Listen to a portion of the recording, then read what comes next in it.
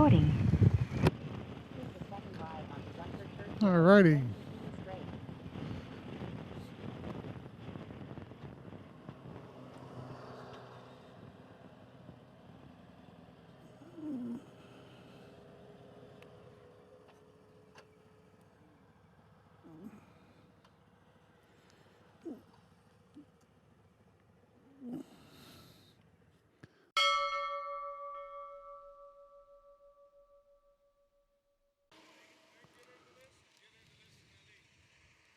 Huh? I didn't. Get into what? Get up here and see what's up then. See what's local or whatever.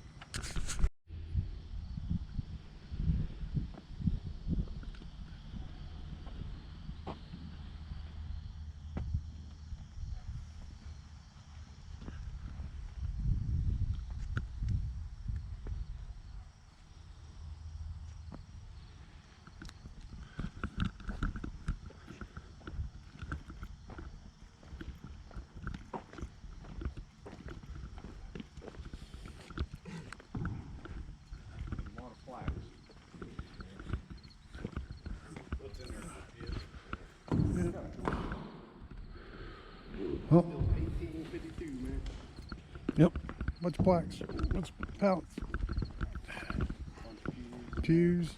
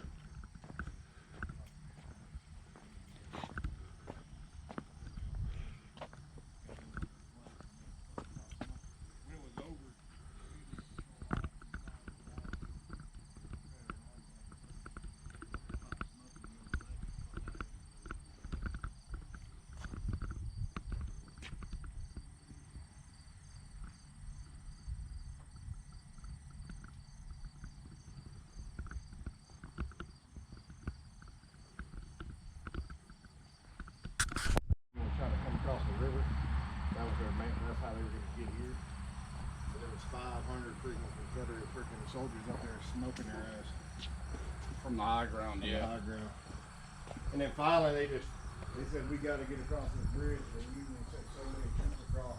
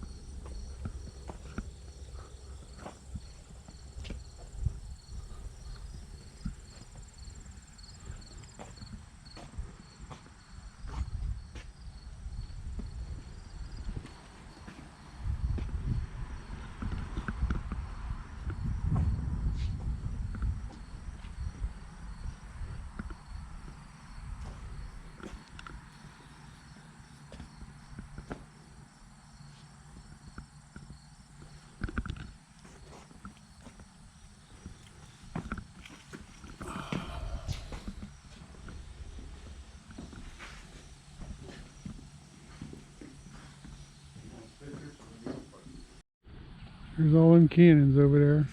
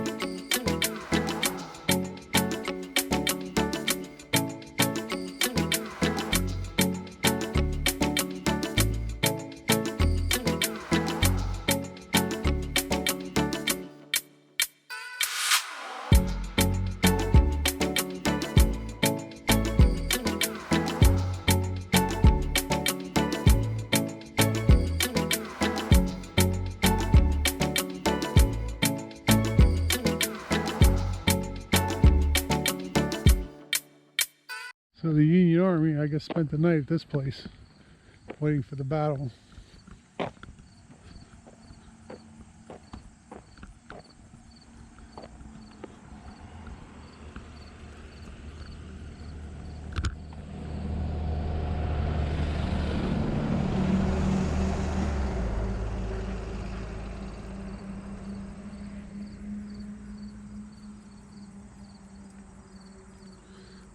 Mrs. Burton, Glen Echo, Maryland's home was the first headquarters of the Red Cross, now preserved as a National Park Service site.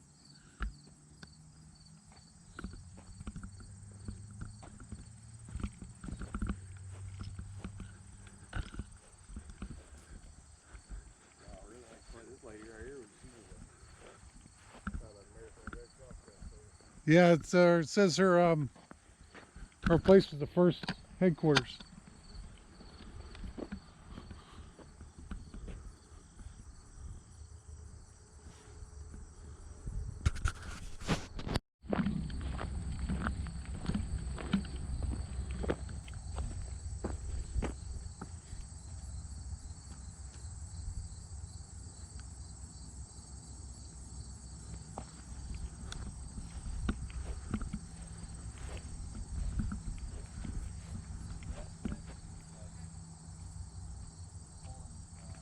Thanks for this. Shows the casualties and where they were from. This is Virginia and West Virginia.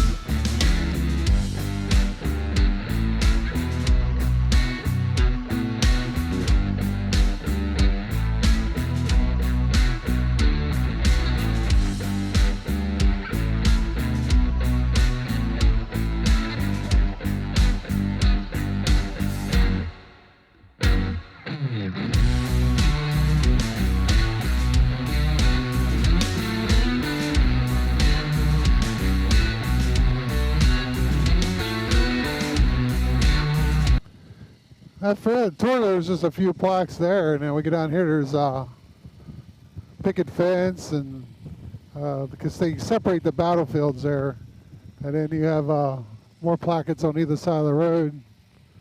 The date, what happened, because this was, I don't know how long this battle lasted.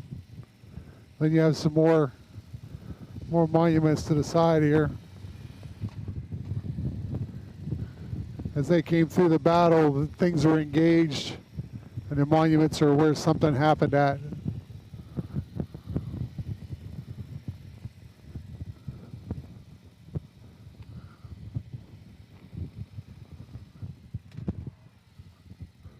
So we're up here. And we came past this earlier, and it loops back around to here. So.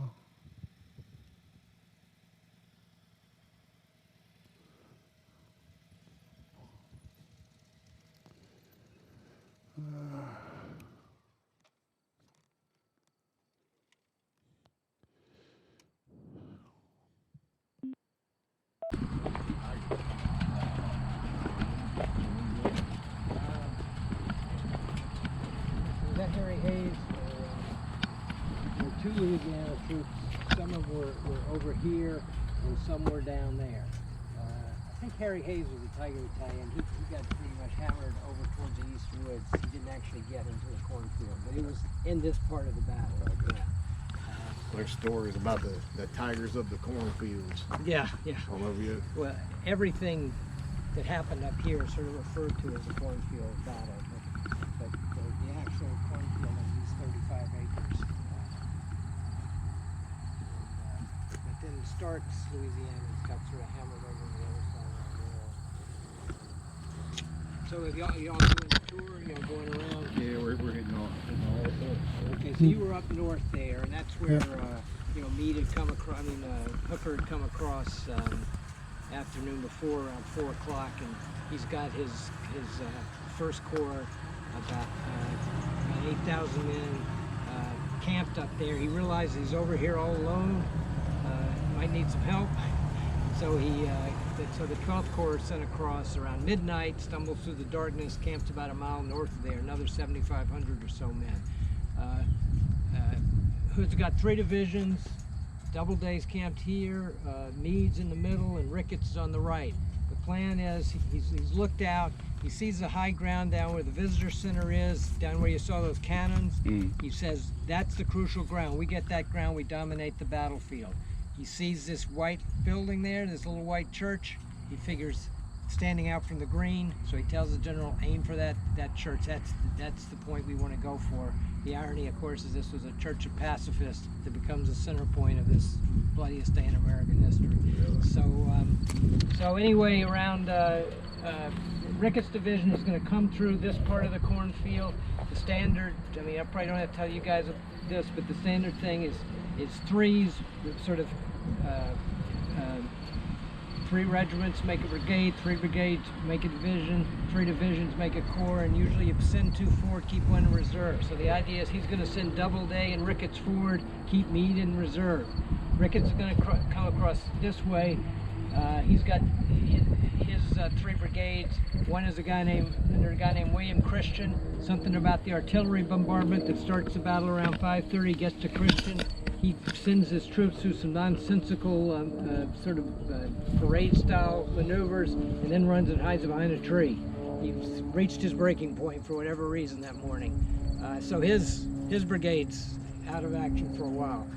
Got another brigade under a guy named William Hartstuff. He knows the orders, none of his subordinates do. He gets wounded, taken from the field. They don't know exactly what to do. So this leaves 1 of the 3. Actually, the one that was supposed to be in reserve, under a guy named Abram Duryea, marching through this cornfield. They run into Confederate pickets. The Confederates' main line is back there, sort of where those scraggly trees are. The pickets retreat, tell them the Union is coming. They can see the flag sticking above the corn. They come out of the cornfield. He's got 1,000 men, 2 lines of 500. They come across that fence. The Confederates stand up, fire a volley into them, about 150 yards away. Who knows how many go down, but what do? They stand there and fire back.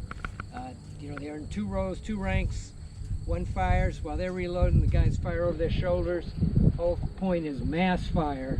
No one's really aiming, just get a lot of fire out there. I get a lot of bullets going out that direction. They do that for a half hour, 2 sides. Duryea loses about 1/3 of his men, starts to pull back. The Confederates, who are at this point, they've lost their main commander, a guy named Lawton, and they're under a guy named Marcellus Douglas, charge out and charge into the cornfield. But here comes Hartstuff's brigade under new management, pushes them back out of the cornfield, and they stand there firing again. And then here comes Christian brigades in on the right.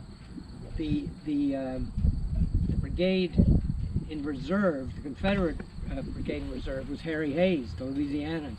He's called up. He's originally called up to plug the gap between the 2 Confederate brigades, but then he's called over there because they're getting in trouble on that flank. He comes up and he is just hammered, loses like, I think over 60% casualties. And so basically that part of the battle is going well for the Union troops. Meanwhile, on this part, basically the tree over, here come Doubleday's division, led by John Gibbon's so-called Iron Brigade, Westerners from Indiana and Wisconsin. That's the Indiana State Monument right there. So they're coming up here, and on this side of that road, they're facing Douglas's men as well. And on the other side of the road, there's another Confederate division, the so-called Stonewall Division, because it had been Stonewall Jackson's old division. They see that, so they send a couple of regiments out into the West Woods to guard their flank, to make sure they're not going to come around there. So as they are pushing forward and pushing Douglas's men back, the Stonewall Division is now under the command of a guy named Stark, another Louisianan, very aggressive guy. They've lost the original commander, John Jones, who sort of got freaked out by an artillery explosion. Stark pulls his guy, just starts an attack, comes out, wheels his men around, takes them over the road, and they're attacking Gibbons in the flank. Gibbons' men wheel around, force him back across the road. They're just standing there firing across that road at each other. I mean, they're not 30 yards apart with weapons that can kill at 800 to 1,000 yards. It's a lot of carnage right there. But Stark's guys are now vulnerable to those regiments that were sent into the West Woods. They start getting hit from the side and behind. There's artillery that he's brought up, that Gibbons has brought up, that's firing right down into their side. they are just decimated. Stark himself is wounded 3 times and dies the next day, the first of 6 generals to be killed in this battle. So at this point, you know, the Confederates are in trouble. They call on the first reserves under John Bell Hood. Hood's men had been out here and in the middle, you know, had been out here the day before, and in the middle of the night, Hood had said, "Can we be relieved? Because my guys haven't eaten in 4 days." Jackson says, "You can, but only if you'll come if I need you." So Hood's guys are back behind the Dunkard Church. They're finally about to get their breakfast. At 7 o'clock, the word comes, "We need you." They are pissed, and their general says, "It's the Yankees who've taken your breakfast. Make them pay for it." Hood, in general, you know, no pun intended, but the only way he knew how to fight was full speed ahead. Those 2,000 men come out.